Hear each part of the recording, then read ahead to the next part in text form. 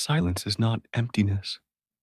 It is the laboratory where character refines itself, the forge where attention remembers what it was made for. If you've ever met someone who doesn't post on social media, who leaves no digital footprint, who rarely, if ever, updates stories, selfies, or status logs, you may have noticed something peculiar about their presence. It is heavy, grounded, and self contained, like a mountain that does not need to announce itself to be tall, like a river that does not need to perform to continue flowing, like a craftsman who values the work more than the applause. And this non posting behavior hides an entire psychology many of us rarely examine because we live in a civilization that believes visibility is proof of life.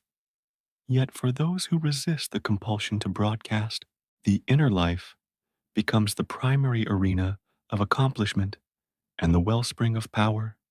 And that is exactly what we're going to explore today. The deep, often misunderstood psychology of people who don't post on social media.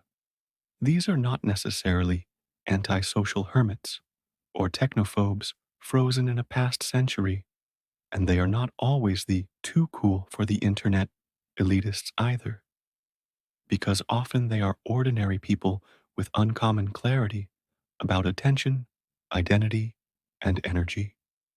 People who have discovered that the price of constant exposure is an erosion of interiority. People who understand instinctively that an unguarded soul becomes public property, and people who know that when everything is shared, nothing is sacred, so they protect their sacred things, not out of fear but out of fidelity to what truly matters to them.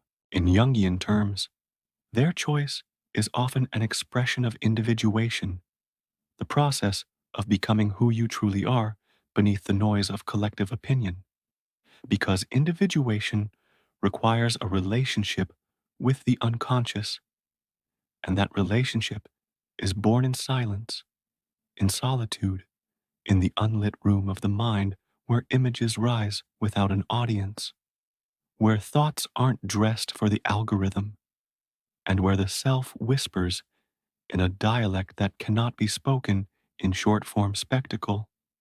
And if you try to force that sacred conversation into a daily performance schedule, you end up replacing depth with display and trading the journey for a stage. Let's start with the most basic lens, attention economics, because on modern platforms, attention is the currency, the marketplace, and the trophy, and every post is an invitation for others to purchase a piece of your day, your face, your feeling, or your opinion with their gaze, their like, their comment, which feel like income, even though what you're selling is the privacy that sustains your sanity. And non posters often understand, consciously or intuitively, that their attention budget is small and precious, and that every time they create something for the feed, they need to spend afterward in comments, replies, micro conflicts, or parasocial maintenance. So they simply decide to keep their attention invested in a portfolio called real life. From a personality standpoint, many non posters score high on conscientiousness, a preference for order, goals, and self discipline, and moderate to high on introversion or ambiversion, which doesn't mean they dislike people, but that they recharge away from crowds. And social media is a crowd in the pocket, always clapping, booing, gesturing, and gossiping within a rectangle. And for these people, the crowd ingests energy faster than it returns it, so they turn the volume down, not to escape life, but to preserve quality of participation in the parts of life that are not performative. You also encounter a high degree of self differentiation, the ability to hold your beliefs, values, and emotions without being hijacked by the emotional temperature of the group, because posting invites heat, judgment, flaming, and the itch to self justify. And the non poster knows that if they feed that itch, their day becomes a continuous courtroom where they must defend their worth with evidence, and that courtroom never closes. So they choose another court, the court of their conscience, where the verdict is rendered not by clicks, but by fidelity to inner standards. Consider the spotlight effect, the cognitive bias, where we overestimate how much others are noticing us, because social media amplifies it mercilessly, making us believe that our breakfast, bench press, or heartbreak is a public event with an audience of jurors. And non posters often learned, sometimes the hard way, that the world is not watching and that this is a gift, because freedom begins when the imaginary audience goes home. And when the audience goes home, the play can end and life can begin. There is also the question of identity coherence, because every post is a stitch in the visible narrative of who I am. And the more you stitch for strangers, the more your private self must negotiate with your public brand, especially if your posts start to accumulate returns like status, opportunities, or money, and then the brand begins to manage the human instead of the human managing the brand. And non posters often refuse this inversion, not because they hate opportunity, but because they refuse to mortgage their soul to pay for it. Many non posters practice what I call attention asceticism, a chosen restraint that prevents the mind from being trained like a lab rat to chase micro rewards. And this restraint is not joyless, it is spacious. It is like intermittent fasting for the psyche. It restores sensitivity to novelty and wonder. It makes a simple sunset vivid again, because the eye is no longer numb from 1,000 scrolls. And this is not anti technology, it is pro human capacity for depth. There's another layer, competence and craft ethics, because if your work requires deep focus, writing, building, coding, research, design, leadership, your brain must sustain long, unbroken corridors of attention. And the push pull of posting fragments those corridors into alleys. And you will notice that many excellence driven people go quiet on social, not because they are antisocial, but because the chef must be in the kitchen. And the kitchen has heat, noise, and deadlines. And no one eats well if the chef spends the afternoon editing a reel. At the emotional level, non posters often demonstrate a lower external validation dependency, meaning they derive their daily sense of I'm okay from internal references, progress toward a goal, the integrity of a decision, the fulfillment of duty, rather than external feedback loops. And because the social feed primarily offers praise, envy, criticism, or indifference, they simply bypass the casino and collect their winnings directly from the work itself, which is the only stable payout in the long run. Now, let's bring in archetypes, because Jungian psychology gives us a richer vocabulary than introvert versus extrovert. And in many non posters, we see the hermit, not the recluse, but the inner scholar who protects wisdom from the market, and the warrior, not the brawler, but the disciplined guardian of territory who chooses battles worth fighting, and also the king or queen, not the tyrant, but the one who governs a domain with order and standards. And you cannot govern the inner kingdom if you leave the gates open to every passing comment. The shadow also matters, because every human, posting or not, has unintegrated content, fears, envies, and wounds. And some people do avoid social media because of unresolved shame or trauma, and their silence is escape rather than sovereignty. But the mature non poster is not hiding, they are selecting. They have faced enough of their shadow to know that certain environments spike their reactivity, and because they value their relationships and sanity, they refuse to pour gasoline on a fire. They are still learning to manage. From a philosophical angle, the Stoics would argue that we should be indifferent to what is not in our control, and the opinions of the timeline are not in our control. So why feed them? And the non poster practices this at scale.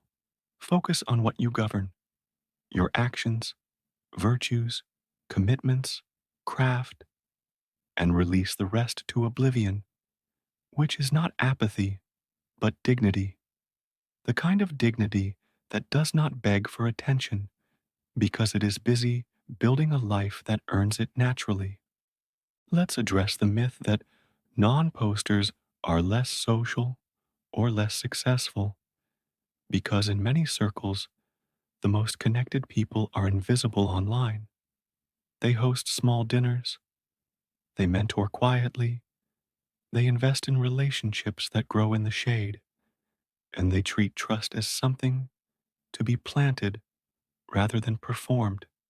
And this private network is stronger than a million followers because it was built on quality, consistency, and reciprocity, not metrics and momentum. Now, let's talk about fear, because some non posters are indeed shaped by it: fear of judgment, fear of visibility, fear of being misunderstood. And it would be dishonest to ignore this. But even here, the non poster can be on a healing path, using silence as a transition space to build strength, to practice expression in safer contexts: journals, therapy, close friends, until they no longer need the world to be a mirror. And if they never choose to post, that is still a valid endpoint. Not every life must become content to count.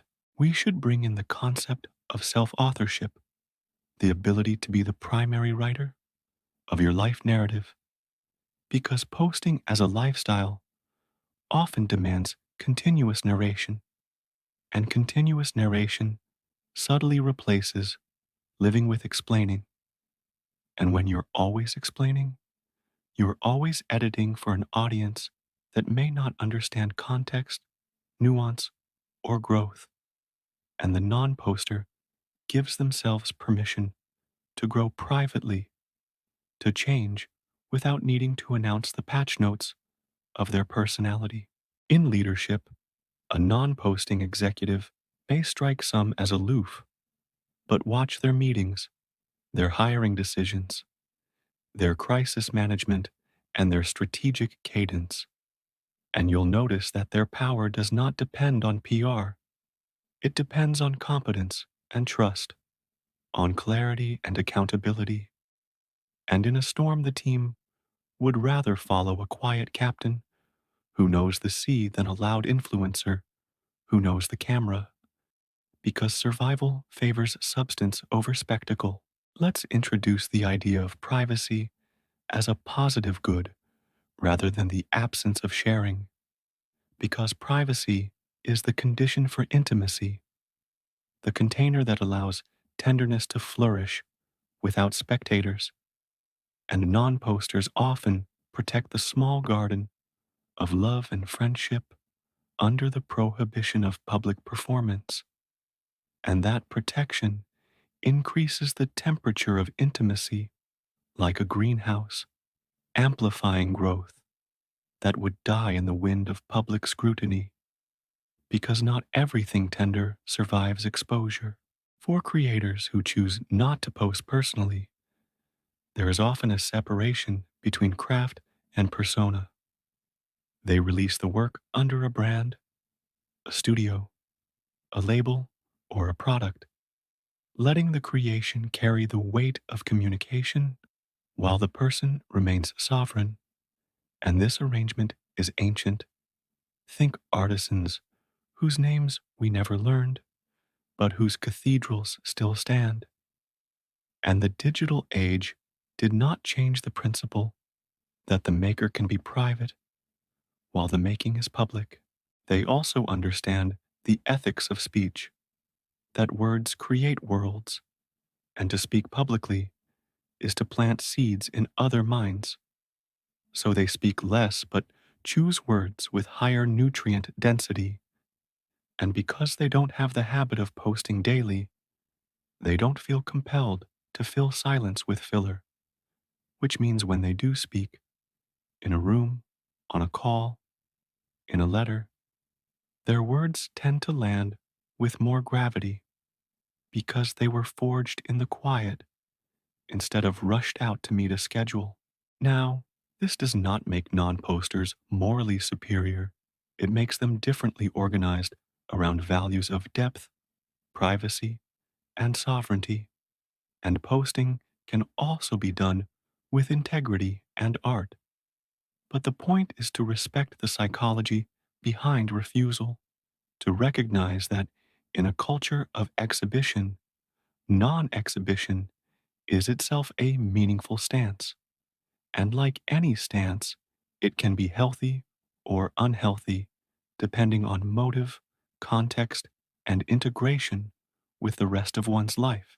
There are tactical reasons too, safety and security, because oversharing creates pattern visibility for bad actors and people in sensitive professions, law, medicine, finance, public service, high stakes negotiations often decide that the risk to reward ratio is unfavorable.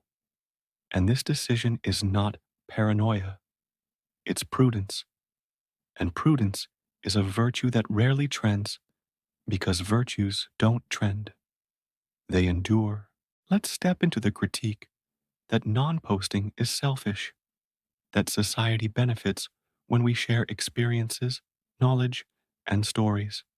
And this is partly true. Sharing can be a gift, but gifts require boundaries to maintain their beauty, because without boundaries, sharing becomes compulsion and the gift becomes garbage. And non posters often still share, but in closed rooms, classroom settings, mentorships, neighborhood projects, where the ratio of impact to performance is highest. At the level of daily rhythm, non posters cultivate the capacity for boredom without panic, because boredom is where imagination stretches and reweaves its fabric. And people who post less are more likely to notice the small theater of life, a child's question, a bird's improvisation, a cashier's tired courage. And these micro noticings feed empathy, patience, and gratitude, which are the very nutrients draining from a culture where every moment is treated as content extraction. There's also the matter of memory, because the camera roll is the new diary, and for some non posters, the refusal to post is paired with a private, intentional archiving of life, not for clout, but for continuity. So their memory is not a museum for strangers, but a family album for meaning. And when they revisit those memories, they are not analyzing engagement data. They are re entering moments as participants rather than curators. In the social ecosystem, non posters act as stabilizers. When trends swing moods wildly, their quiet presence offers an alternative rhythm, and people close to them often find their anxiety decreasing because they are no longer caught in the current of perpetual reaction. And this is leadership by example, not charismatic, not viral, but deeply human, reminding others that peace is possible when you stop competing for the next micro victory in a game designed to never end. When conflict erupts online, non posters often remain unscathed because they are not entangled in the reputational economy. Their identity was never collateral, in public debates, and this gives them the freedom to think independently, to change their mind without losing face, to apologize without humiliation, because no tribe is keeping score on a scoreboard. They never joined, and this freedom is intellectual oxygen in a climate of outrage. Parents who are non-posters model sovereignty for children. They show them that privacy is not shame, but stewardship, that not every smile needs a stage, that a family is first a home, not a brand, and this early lesson inoculates young minds against the pressure to outsource self-worth to strangers, teaching them the lost art of becoming interesting to themselves before trying to become interesting to the world. Finally, the wisdom at the core of the non-poster's psychology is brutally simple. They value their life more than the image of their life. They value the meal more than the menu, the relationship more than the announcement, the craft more than the claps. And because they value those things, they protect them. And because they protect them, those things grow. And when you meet them, you'll feel it, not in their feed, but in their presence, which is the rarest commodity left online and the easiest one to respect once you've tasted it. So, if you're watching this and you've always felt strange for not posting, consider that your reluctance might be wisdom, that in a time when everyone is trying to be seen, the most powerful move is to truly see, and the most generous move is to truly be with the people and places in front of you, because there is a quiet revolution happening beneath the noise, and its leaders do not have blue checks. They have blue skies, unphotographed, under which they are building lives that need no witnesses to be real. If you work in an industry where posting is encouraged, explore boundaries, share work, not wounds, share principles, not privacy, share lessons, not live dramas, share artifacts, not identities, and build your opportunities on excellence that can travel without your personal life attached. Because if your competence cannot open doors without your diary, there may be a competence problem worth solving before the next content sprint. For partners and friends of non-posters, shift your metric of closeness from posts to presence. Notice how they show up in the unglamorous moments, how they keep confidences, how they remember small details and invite them to share in ways that respect their boundaries. Private photos, voice notes, letters, shared rituals, so you can meet in the middle where connection isn't a performance, but a practice, alive and mutual.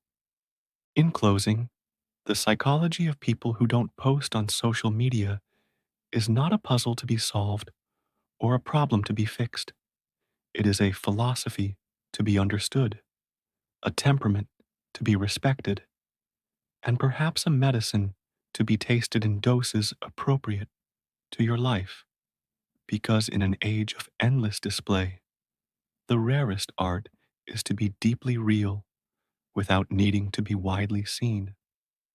And those who master that art wield a quiet power that the loudest rooms cannot counterfeit.